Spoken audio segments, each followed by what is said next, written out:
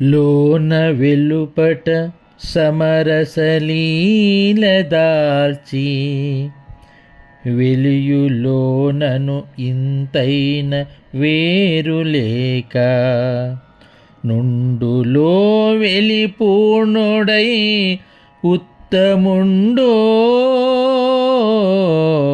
కల్పనాతీత యోగాత్మ కేవలాత్మ. లోన వెలుపట సమరస లీల దాల్చి వెలియులోనను ఎంతైన వేరులేక నుండులో వెలిపూర్ణుడై యుత్తముండు కల్పనాతీత యోగాత్మ కేవలాత్మ. జై నిజ గురుభ్యో నమః. శ్రీ గురు బాలరామస్వాముల వారిచే విరచితమైన కేవలాత్మ శతకంలో ఈరోజు మనం 91వ పద్యం. ఈ పద్యంలో ఉత్తముడు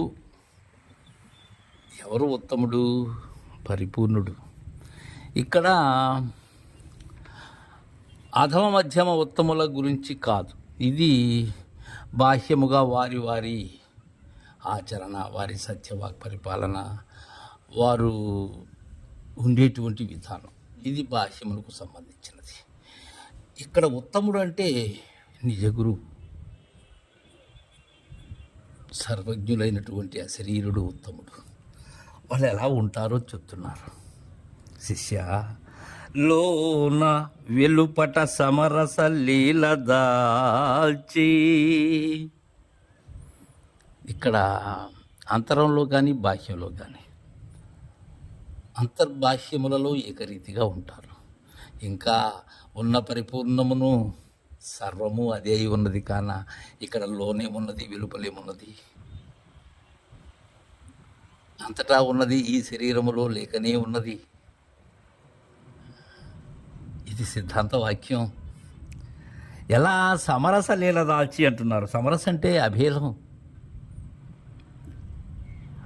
అభిన్నంగా ఉన్నది, అన్యోన్యమై ఉన్నది నిజ గురు మహాత్ములకు.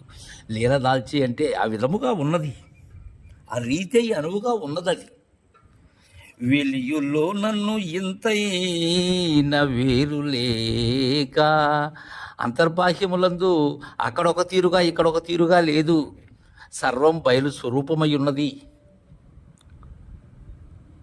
ఎక్కడైతే పాదైనటువంటి ఎరుక ఎప్పుడైతే లేనిదైనదో ఆ లేని స్థావరంలోనే ఇది లోన వెలిలో ఏకరీతిగా ఉన్నది. ఇక్కడ వేరే ఇది లేదు, ఇక్కడ ఒక విధముగా అక్కడ ఒక విధముగా లేదు, ఏకరీతిగా ఏక ప్రకారముగా ఉన్నది. వేరులేక నుండు లోవెలి పూర్ణుడై ఉత్తముండు, అలా పూర్ణుడై ఉంటారు ఉత్తములైనటువంటి వారు.